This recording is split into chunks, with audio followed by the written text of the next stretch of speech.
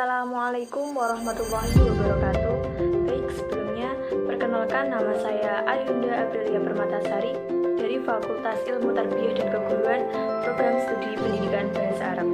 Kali ini saya akan menyampaikan resume dari DAI 1 PPAK dan DAI 2 PPAK. Nah, di sini pada kali ini saya akan menyampaikan resume dari PPAK hari pertama dan PPAK hari kedua. Di PPAK hari yang pertama itu saya akan menyampaikan rangkuman 2 materi, yaitu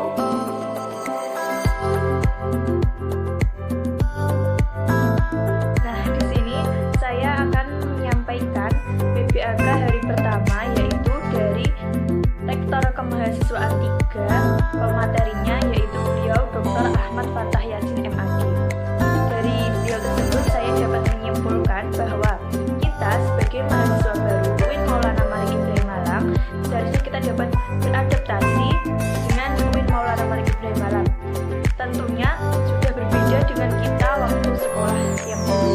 Kita harus bisa beradaptasi dengan tata tertib, dengan peraturan-peraturan yang ada, dan sebagai mahasiswa kita harus menunjukkan perilaku yang baik dan atau adab yang baik terhadap sekeliling kita, tentunya mahasiswa yang lainnya.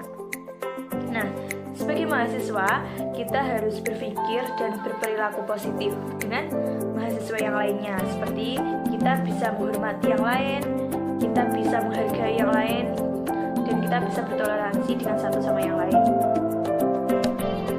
Sebagai mahasiswa, kita harus bisa mengembangkan minat dan bakat kita, dan kita juga harus kreatif dengan berbagai kreativitas.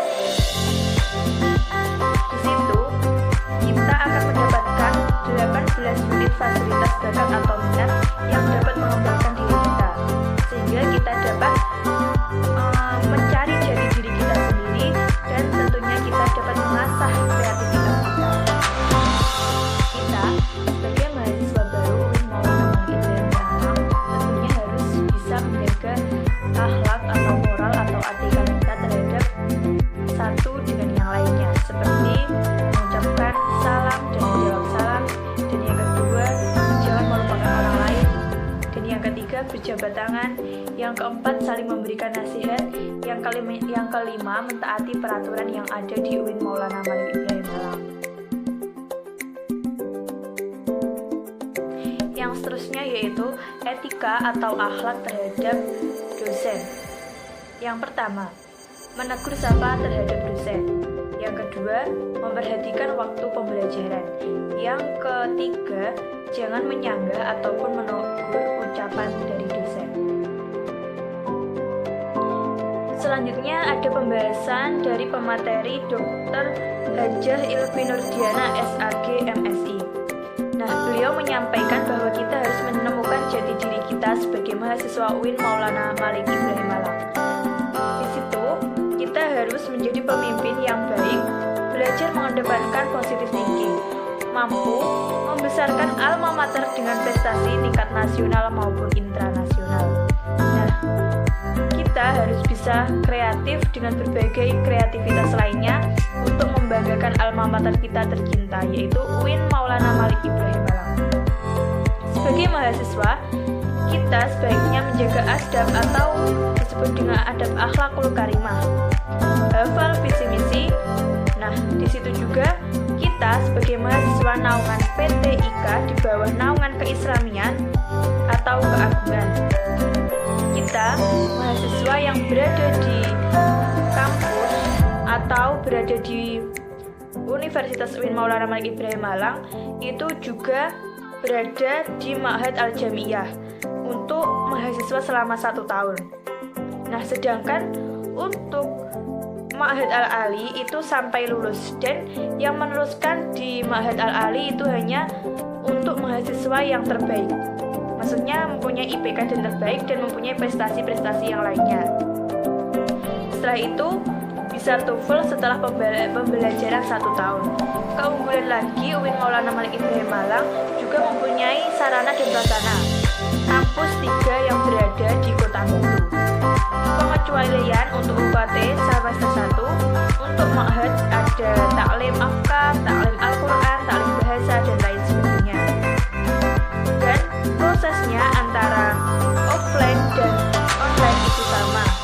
offline tetap ada taklimnya dan offline juga ada taklimnya. Jadi UKT yang berada di Ma'had itu juga untuk sebagai prasarana dan sarana kita pembelajaran dalam 1 tahun ke depan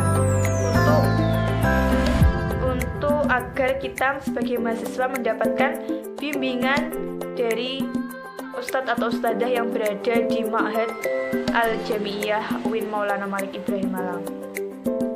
Nah, pada kali ini saya akan menjelaskan tentang SEMA. Apa sih SEMA itu? SEMA adalah organisasi mahasiswa UIN Maulana Malik Ibrahim Malang yang berperan sebagai lembaga eksekutif yang mengkoordinasi DEMA, UKM, dan HMJ.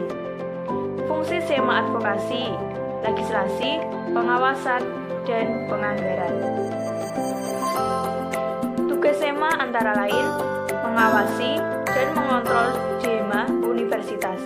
Selanjutnya, memberikan persetujuan setiap kegiatan yang dilaksanakan oleh DEMA universitas. Memberikan pengesahan setiap laporan pertanggungjawaban setelah selesai agenda tersebut. Memfasilitasi aspirasi mahasiswa UIN Maulana Malik Ibrahim Malang dan menyalurkan kepada pihak-pihak yang bersangkutan. Selanjutnya, mengawasi setiap kebijakan dan keputusan yang diambil oleh DEMA universitas. Merancang dan menetapkan peraturan organisasi UIN Maulana Malik Ibrahim Malang. Mengesahkan DEMA universitas. Menjadi mitra kerja DEMA universitas dalam melaksanakan kebijakan organisasi kemahasiswaan. Salah satu contoh wewenang SEMA adalah membentuk undang-undang yang dibahas dengan presiden mahasiswa untuk mendapatkan persetujuan bersama. Baik, kali ini saya akan menjelaskan tentang DEMA. DEMA adalah organisasi intrakampus yang merupakan lembaga eksekutif mahasiswa di lingkungan atau di level universitas yang terdiri dari universitas dan fakultas. DEMA mempunyai turunan yaitu Himpunan Mahasiswa Jurusan atau yang disebut dengan HMJ, misal Himpunan Mahasiswa Jurusan Bahasa Arab atau HMJBWA, dan yang lain-lain. Fungsi DEMA yaitu sebagai pelaksana program organisasi kemahasiswaan. Yang kedua, sebagai lembaga yang mengkoordinir seluruh kegiatan mahasiswanya.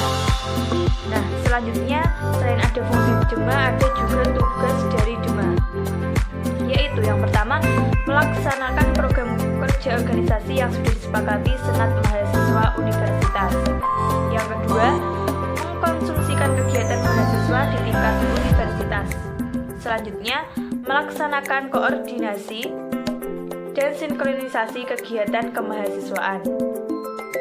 Kementerian bagian-bagian DEMA antara lain yang pertama yaitu Kementerian Agama, yang kedua Kementerian Dalam Negeri, yang ketiga Kementerian Luar Negeri, selanjutnya ada Kementerian Sosial Hukum dan Politik, Kementerian Pengembangan dan Kreativitas, dan yang terakhir yaitu Kementerian Komunikasi dan Informasi. SEMA tidak bekerja sendiri, melainkan dibantu oleh 4 komisi. 4 komisi itu antara lain: A.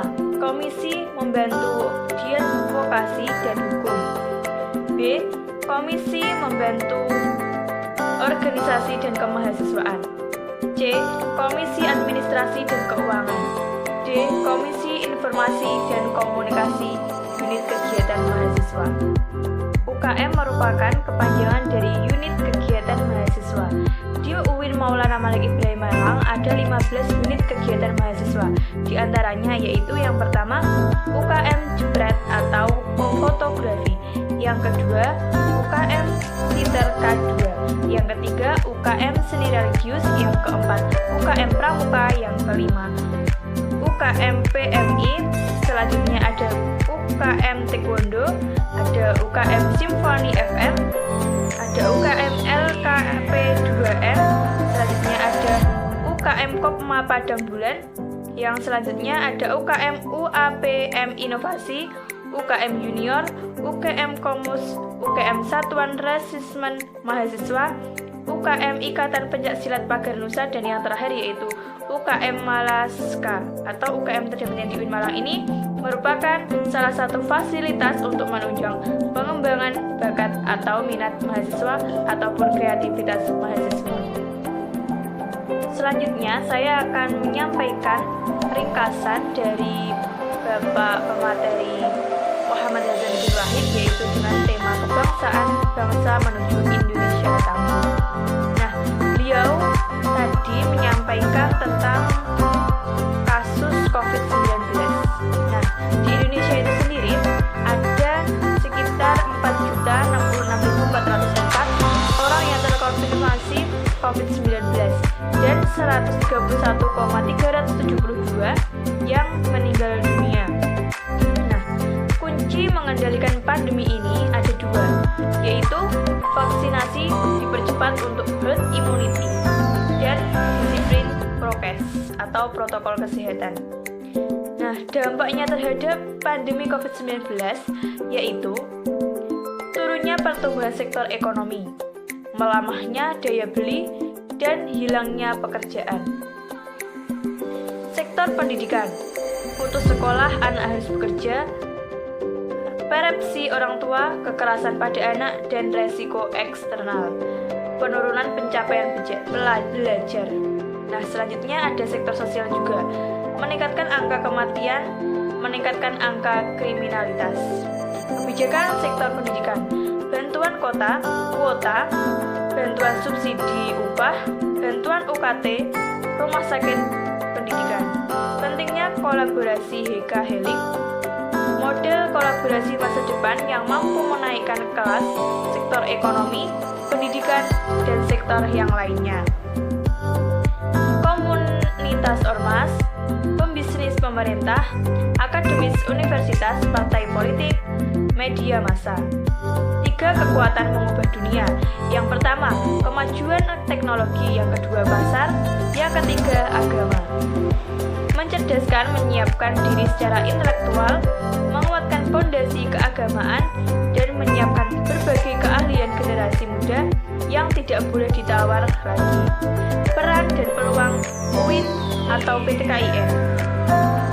Arus utama pengembangan teknologi digital, selanjutnya link and match dengan sektor industri, selanjutnya juga ada menjadikan kekuatan sosio-teknopreneur, ekspansius ajaran agama menjadi generasi unggul, keagungan moral dan spiritual, gandrung ilmu pengetahuan, memiliki digital quotient, kesalehan peduli sosial.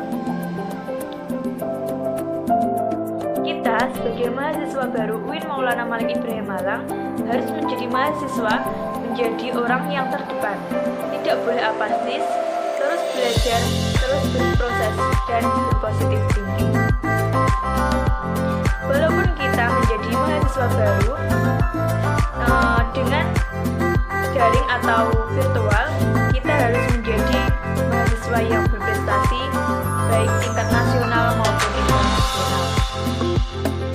Selanjutnya, saya akan menjelaskan tentang UKM yang ada di UIN Maulana Malik Ibrahim Malang. Salah satunya yaitu sepak bola, yang kedua persatuan bola voli, yang ketiga persatuan bulu tangkis, yang keempat tenis meja, yang kelima asosiasi bulu tangkis, yang keenam persatuan sepak takraw, dan yang terakhir yaitu persatuan catur junior. Nah, ada lagi yang namanya UKM Seni Religius atau UKM SR. Di situ juga ada 7 divisi. Yang pertama, sholawat, gambus, nasyid, kiroah, kaligrafi, MC, dan yang terakhir qasidah. Nah, UKM Seni Religius ini juga sudah mengikuti perlombaan baik di tingkat Jawa maupun internasional, dan jangan diragukan lagi. Semoga kita menjadi mahasiswa baru UIN Maulana Malik Ibrahim Malang yang mempunyai adab, akhlakul karimah atau moral yang baik dan etika yang baik, dan kita memiliki kedalaman spiritual dan juga keluasan ilmu. Terima kasih, mungkin ini yang dapat saya sampaikan. Wassalamualaikum warahmatullahi wabarakatuh.